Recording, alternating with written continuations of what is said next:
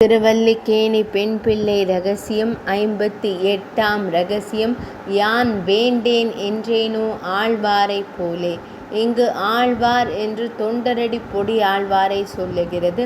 இச்சுவை தவிர யான் போய் அச்சுவை பெறினும் வேண்டேன் என்ற திருமாலை பாசுரம் என்பது இவர் திருவாக்கு. இவ்வாழ்வார் திருவரங்கத்தேயும் பெருமானை தவிர்த்து வேறு எந்த அர்ச்சாவதார எம்பெருமானையும் பாடாதவர். ஆழ்வார்களுள் திருவேங்கடத்தை பாடாதவர் இவர் ஒருவரே. என் அமுதினை கண்ட கண்கள் மற்றொன்றினை காணாவே என்ற அமலனாதிபிரான் பாசுரம் அரங்கனை அன்றி வேறு கண்டறியாத திருப்பாணரும் மந்திப்பாய் வடவேங்கட மாமலை என்ற அமலனாதிபிரான் பாசுரம் திருவேங்கடத்தை விட முடியாமல் பாடியுள்ளார். பச்சைமா மலை போல் மேனி பவளவாய் கமலச் செங்கன் அச்சுதா அமரரேரே ஆயர்தம் கொழுந்தே என்னும் இச்சுவை தவிர யான் போய் இந்திர லோகமாளும் அச்சுவை பெறினும் வேண்டேன் அரங்கமா நகருளானே என்பது திருமாலையின் 3ஆம் பாசுரம். இதை சிறிது விளக்குவோம்.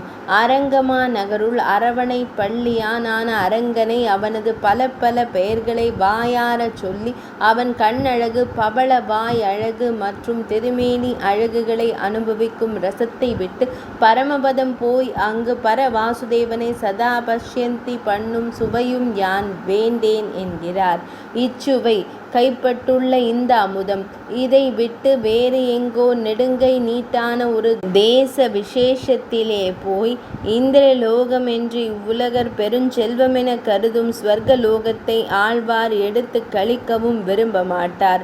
இங்கு சொல்வது நிரதிசய ஐஸ்வர்யம் படைத்தவன் உலக இதி பரமைஸ்வரியை என்ற தாதுவின்படி ஒப்பில்லா நித்திய விபூதி ஐஸ்வர்யத்தையே இங்கு இந்திரலோகம் என்கிறது.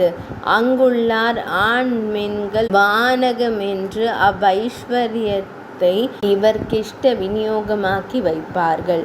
பெற வரிதான அத்தை பெற்றாலும் நான் அது வேண்டேன், என் மனது அதில் செல்லாது.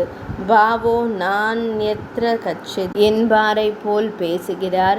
அரங்கமா நகருளானை அனுபவிக்கும் இனிமைக்கு ஈடு இணையே கிடையாது என்பது இவ்வாழ்வாரின் திடமான திருவுள்ள கருத்து. திருவரங்கத்து பெரிய பெருமாளிடம் ஆழ்ந்த ஈடுபாடு இவர் போன்று மற்றவர்க்கும் உண்டோ என்று கேட்பது அம்மையாரின் வாக்கியம். 58ஆம் ரகசியம் நிறைவடைந்தது.